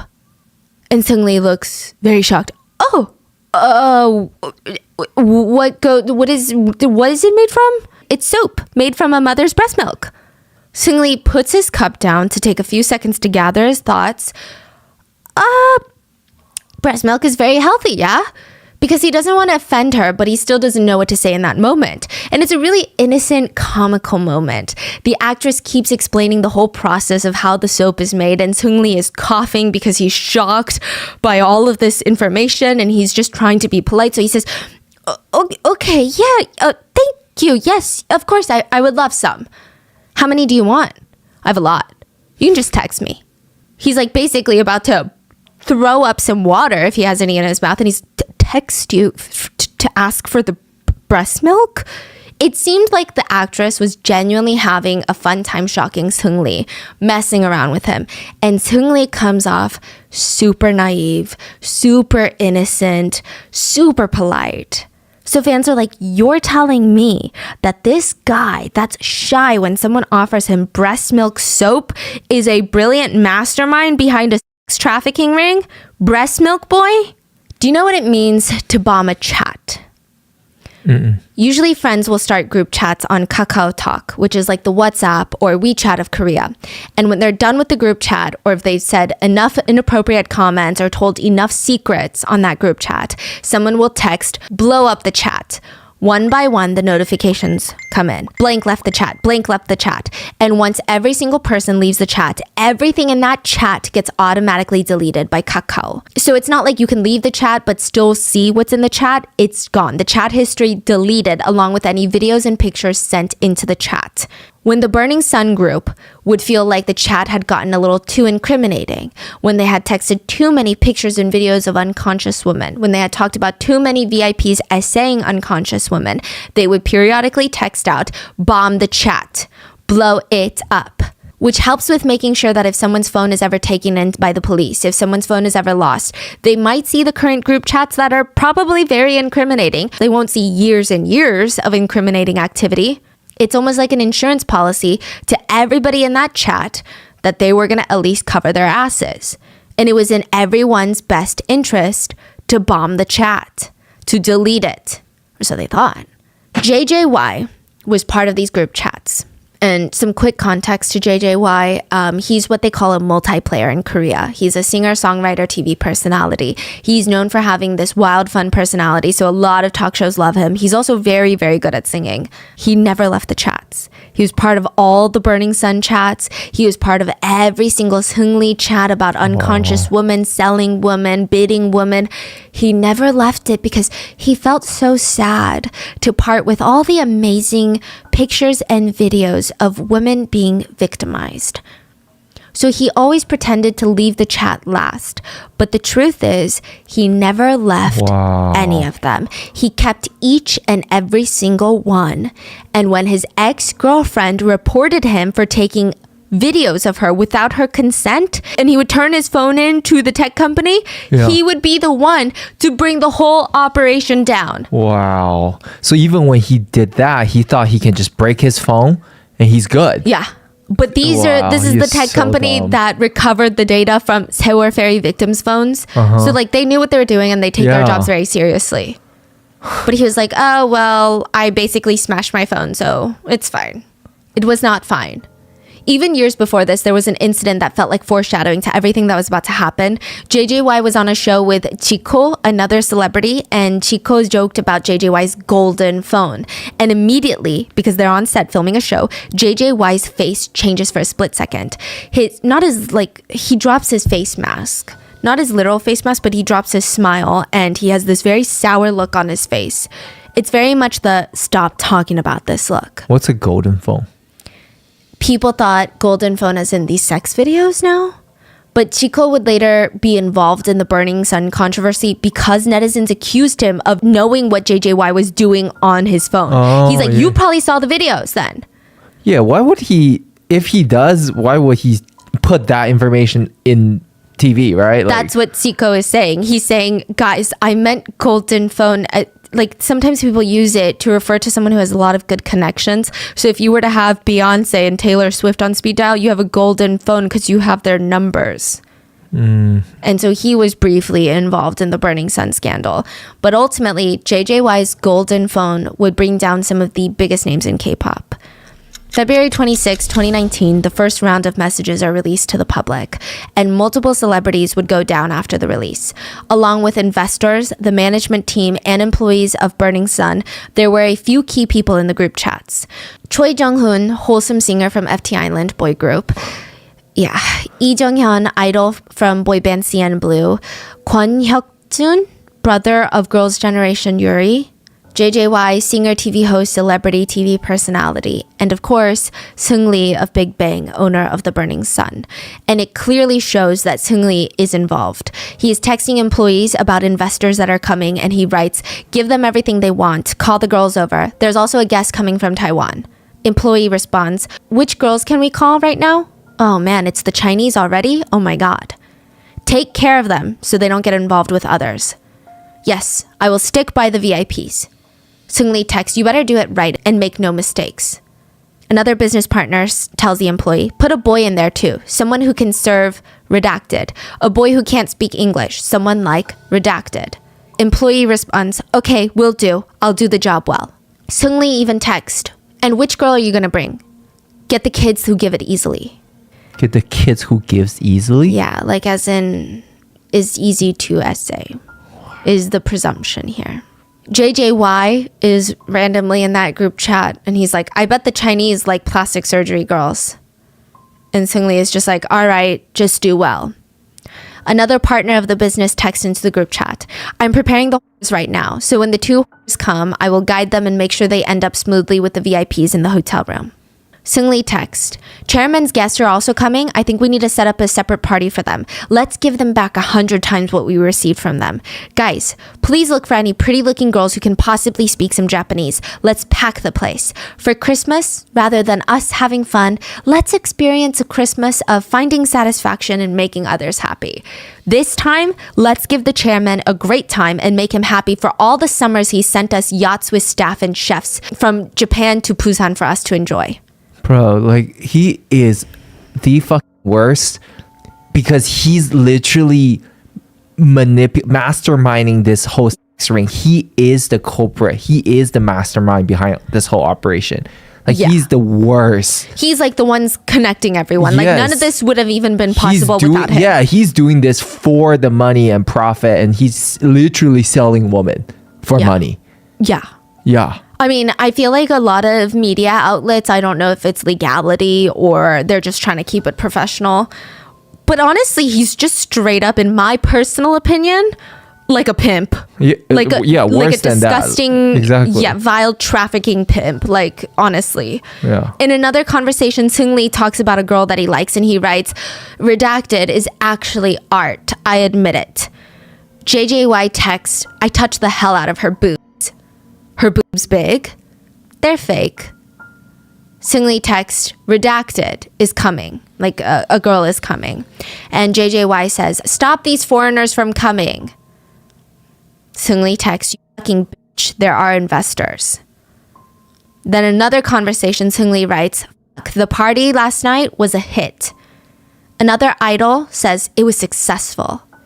Seung-Lee writes, "That girl, I admit it, I'm hooked. Her older sister is good too." Sunli say that? Yeah. JJY text, "Yeah, her sister was a surprise. There were a lot of hidden gems yesterday." Friend text, "But there seems to be hella guys around too." Seung-Lee says, "We have to steal. Let's all eat domestic girls together in Korea and then get married to foreign girls." Friend text, "Why is blank so pretty?"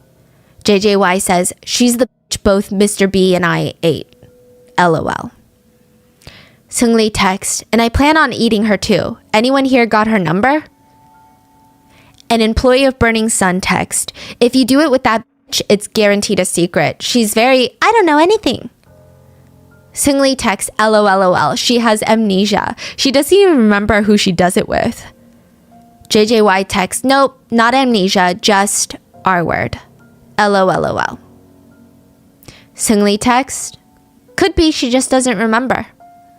JJY is angry. He says, "When she first met me, she was all BSing about, I don't watch TV, so I don't know you. But after she got drunk, she was whining and asking me to sing for her."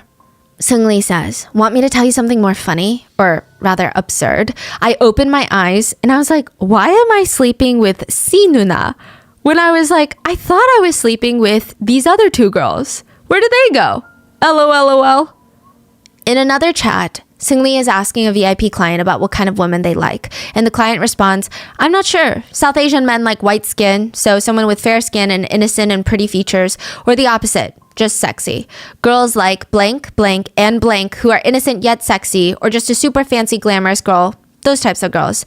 Wouldn't that type of style work? We want over 160 centimeters tall. Thinner. It's not too picky though. Girls from Korea will do." There are other chat logs where it seems like Seung-Lee is sending girls on trips with VIP clients. He asks a VIP about an Indonesia trip that he has coming up, and the VIP says that they want ones that are under 10K per person. Seung-Lee writes, "I understand. It's 10K per person, right, Mr. CEO?" He proceeds to send pictures of 5 different girls, and he writes, "Number 1 doesn't talk that much and kinds of loves money. She also has aspects where she doesn't have much charisma in drinking scenes, but her visuals are great. Cry emoji." In another conversation, JJY texts the group that he's boarding the plane soon, and he says, "I will Korean bitches as soon as I arrive. I'm going to invite them to my house before going out. German bitches have huge asses." His idol friends write, "Get back safely. Fly safe." An employee of the Burning Sun writes, "I bet German pussy smell like sausages." JJY says, "Not bad. LOL, we had fun." A lot of netizens noted that it's kind of crazy that they're so polite to each other, even saying things like, "Get back safely, have a safe flight, we miss you." Meanwhile, they talk about women, in the most degrading ways possible. Another super controversial conversation involved the idols talking about who Seung-Lee had sex with yesterday, and they asked, "Was she delicious?" And they said things like, "I want her number." And one person wrote, "Yes, she is comfort woman level." Let me tell you, comfort woman is a very, very sensitive topic for most Koreans. It is, aside from the crimes, the most horrifying comment that was found in the group chats. Chinese too. It's a huge problem. Yeah. So to give context, comfort woman was one of the worst atrocities that the Japanese government committed towards Korean and Chinese women. And a lot of the victims. So when Japan colonized Korea, along with various other countries in Asia, so I don't believe that it was just Korean and Chinese, they promised a bunch of women from all these different countries, but we're just talking about Korean women here, that they could work in factories to make just enough to barely survive. They're like, you can barely get by and you can maybe feed your kid. But because these women had no other choice, nothing else, they were basically forced to agree, not knowing that the Japanese government never intended them to work in factories. They were actually forced into trafficking. They were locked up and made to be assaulted by Japanese soldiers every single day. Comfort women have come forward to say that they were essayed at least 30 times a day while they were held captive. I could go into further detail, but it's very, very depressing. They were impregnated, they contracted diseases, they were experimented on, tortured. So the topic of comfort women is highly sensitive, additionally because it's not really something that happened long, long ago to multiple generations before us. Many of the comfort women, the victims, were elderly women in Korea. I believe the last few are still alive. Many of them have since passed. But they have yet to receive an apology from the Japanese government. And a lot of the tensions in current time between the Korean government and the Japanese government, not to get too political, this is one of those things. Many Korean citizens want apologies for the comfort women before they pass on. And the Japanese government has refused to acknowledge their crimes. And here we have the Korean faces of the entertainment world making fun of comfort women and recreating the tragedy, so to speak. I mean, even if we take out the literal crimes committed in the group chats, even just the way they talk about women, while they have a predominantly female audience as idols, is despicable. It's filled with crude, emotionally violent, disgusting comments and jokes. And side note about the messages being released, some people hate the tech employee for not turning in the text sooner. They state that if it were them, they would have turned it in sooner. And that could be 1,000% true, especially as a woman. I'm like, yeah, maybe I would have turned it in sooner. Few things to note. Police corruption is really bad anywhere, and in Korea it's the same. There were already strong indications in the data that the tech employees saw that high up police officials were involved in the trafficking ring, if you will. So what would you do? Go to a different officer? What if they all answer to the same person? How do you know that person's immediate boss isn't involved as well? And in Korea, when you mess with the police as a normal person, you might be ending your life right then and there. They could easily get you fired from your job. They could get you outcasted. You could lose everything, your family, your livelihood. You would be on the street, and guess what? Burning Sun would probably still be up and running and victimizing people. And in Korea, defamation laws are honestly dumb. Like, they're not even defamation laws. So in the US, defamation is when someone knowingly states a lie about another person, claiming it to be a fact. So the basis is you are lying about someone else and you're not allowed to do that, which makes sense. In Korea, it's even if you tell the truth about someone and that someone doesn't like what you said because it hurt their feelings or hurt their reputation, they can sue you for defamation. Which a lot of people in Korea even think it's very goofy because that's not really even the definition of defamation. But here we are. This employee could have been sued to the point of having nothing but the clothes on his back because they're not even dealing with one celebrity or one rich business owner. They're dealing with a whole roster of them, all cozy with politicians and police. What chance does this tech employee stand? Yeah. And even if they went through all of that, the Burning Sun could still be up and running. So I don't know if I would sit here and say, oh my gosh, well, that person is messed up. I do think it is frustrating that they sat on the information for 3 years while people continue to be victimized. But I think that there's so much cultural, societal nuance that goes into a decision like that. And I think that we could technically all sit here and be like, I could never do that. But I don't know. I guess we don't really know. It's like, how powerful are these people? All of these people combined. And who can he go to? Like, really, you don't know. It seems like all the people in charge are in on this. And technically, he committed a very big crime by keeping the data. Yeah. So he broke the law as well. Now, I will say that when he finally did turn in the evidence after the whistleblower Kim, so he saw that and he was like, I think, along with all the other anonymous women that were coming out, he was like, I think this is the time that people would actually listen and not think that these are fake. He was very smart. He hired an attorney who was also very smart. And they decided, instead of handing it over to the police, who were foaming at the mouth for this, they handed it over to the Civil Rights Commission office. And that is how a lot of it became public, because the police would have never made this public. Which, again, I don't know. Maybe he could have done that 3 years ago. Maybe it wouldn't have worked. All we know is, yeah, it's out now. Many of the involved parties continue to state that these text messages are fake, but a lot of these texts are the foundation of the investigation into Burning Sun by the prosecutor's office, which netizens feel like that wouldn't have been the case if there was a question of the validity of them. And the CEO of the Burning Sun even said, if Seung-lee's Kakao messages from 3 years ago are a crime, aren't all Korean men criminals? Insinuating that all these jokes about sex work and women and all of that is just how men talk. Wow. Which is the most absurd thing to say ever, but it also does kind of confirm the validity of the chat logs. But to cover our bases, it is alleged for now that these are the real messages between the involved parties. But naturally, netizens had visceral reactions to the released alleged messages. A lot of fans were devastated that they supported someone like this. There were even chat logs that described how JJY and 4 of his friends took turns on a victim who was drugged. They joked about how she woke up saying she doesn't even remember anything other than having a drink with them. They also talked about how they thought it was so funny they had gang essayed her while taking pictures. And then the next morning, JJY went to a fan sign. So, I mean, it's crazy he had the nerve to look his predominantly female fans in the eyes while smiling at them when he had just done one of the worst things that you could do to a woman the night before. The SMPA, the Seoul Metropolitan Police Academy, officially take over the case early 2019. Media is all over this case. Netizens want to know who's involved, how much they knew, and they wanted all of them to go down. The shares of the Burning Sun were split like this. 42% owned by the hotel, 8% owned by the hotel's chairman, 20% owned by Taiwanese businesswoman Lin Samo, 20% owned by Yuri Holdings, which was allegedly set up by Seung-lee, implying that he has potentially 20% interest in the club. But Yuri Holdings was also technically run by his friend, Yoo In-seok. Yoo In-seok is also married to a famous actress by the name of Park Han-byul. Remember I was telling you about her? Mm-hmm. And 10% is owned by a businessman, Lee Moon-ho. He was close friends with Seung-lee, and he is said to have been running the day-to-day operations. He is the CEO of the Burning Sun. So all the foreign investors, they left the country and were safe from backlash, including the Taiwanese businesswoman who owned 20% of the Burning Sun. The rest of the Korean celebrities and business owners were left to be investigated.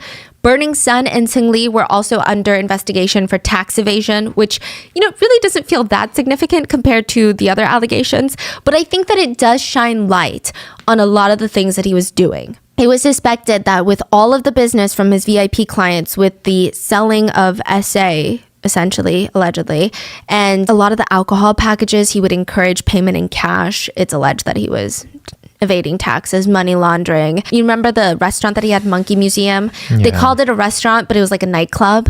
He tried to file it under a restaurant so that he could pay less taxes. His ramen business was making a suspicious amount of money. Turns out he was laundering money from Burning Sun through the ramen franchise. It was a whole lot. It was a mess. I think it also shows he was heavily involved, He knew what he was doing. So while everybody is being investigated, Seung-lee announces his retirement from the entertainment industry.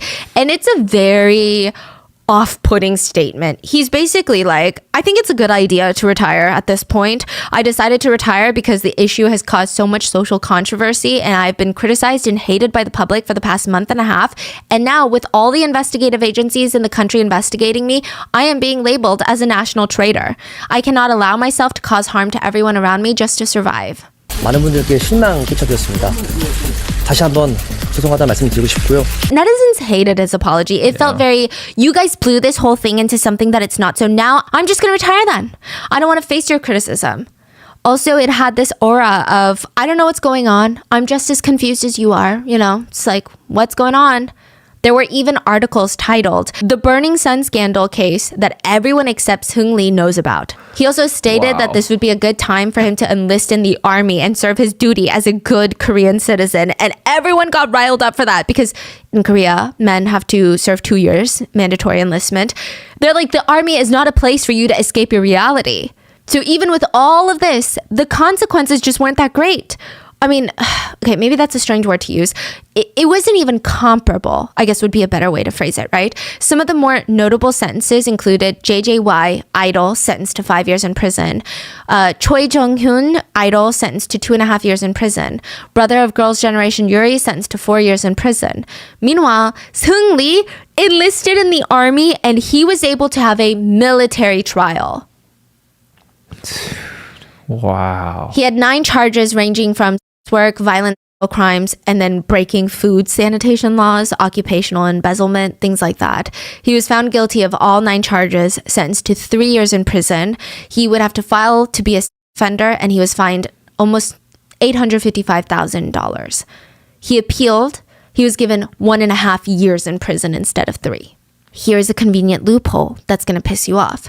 In Korea, if you go to prison for less than 1.5 years, you can serve quietly, meaning it's not going to be on your record when you get out. Seung-lee was sentenced to exactly 1.5 years. So technically, he missed the cutoff and it would be on his record. Somehow, he manages to get out 2 days early, meaning that it would be expunged from his record. Oh, and he's spotted clubbing and cheating on women in Bali since then. It's on the record now. We're not gonna forget about that. And so he has fans. Yeah, there are some people that comment things like, he's still young. I hope that he can overcome the mistakes of the past and lives an amazing life.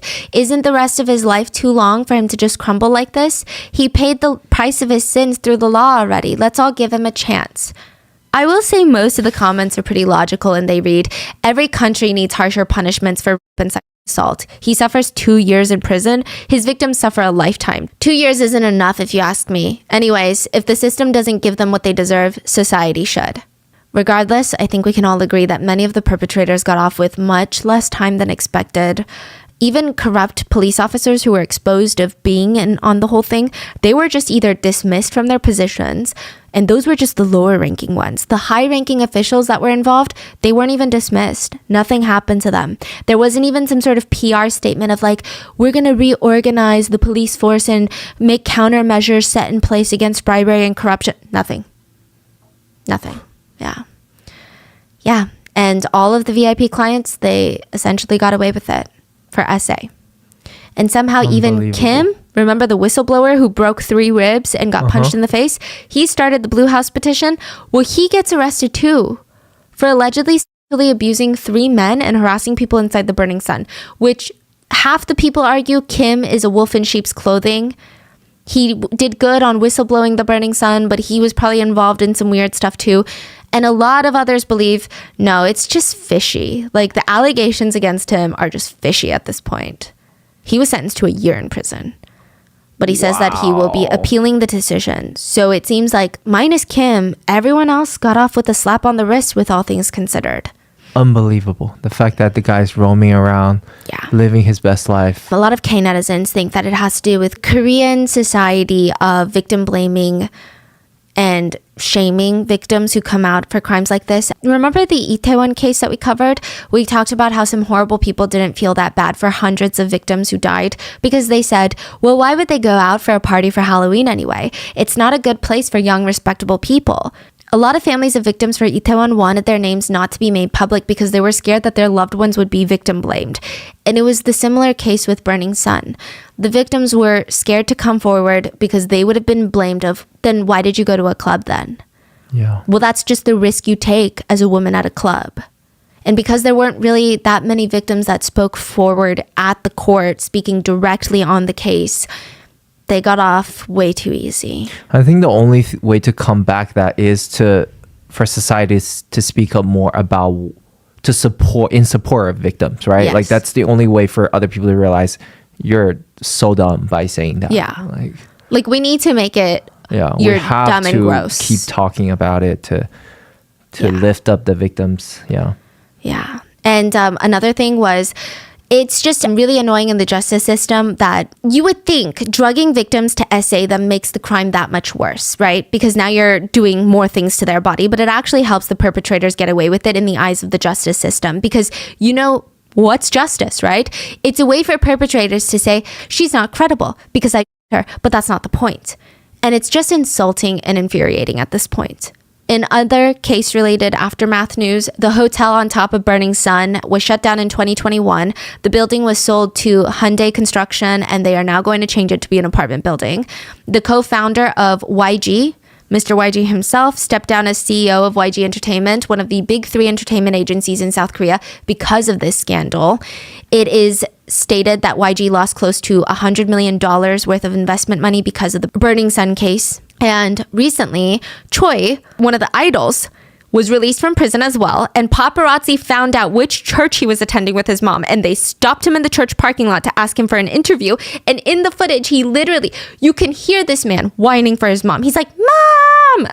Like a kid. When you're 7 and a stranger comes to the door to ask if you have time to talk about the Lord and Savior, and you're like, Mom! That's what he sounds like. His mom walks up and starts clucking away like some crazy mother hen. She states, he wants to live in faith now. What do you want, paparazzi? Why are you making a big deal out of nothing? Do you want to get punished by God? 엄마, 기자분들이 오셨는데 막 인터뷰 하시네? 아니 그걸 물어봐요. 가요. 하나님 끝나나. 있어요. 아니면 믿음 안에서 살려고 왜 그래요? And again, this is to show you the family's character, not the character of people who attend church or are religious. A lot of Christian netizens were commenting like these types of people use religion as a way to shield themselves from their own evil acts. Other netizens were just shocked by both family members' behavior. They wrote, calling your mom like that at that age is legendary, but the mom who pops up and coddles over her son is even more legendary. And I will end you with this note. One chilling fact is, you know how a lot of big K-pop groups have names for their fans? So Blackpink has Blinks, BTS fans are ARMY. Big Bang's fans were called VIPs. They made it to say that their fans are very important people to them. But Seungri's VIPs were not his fans. They were his best.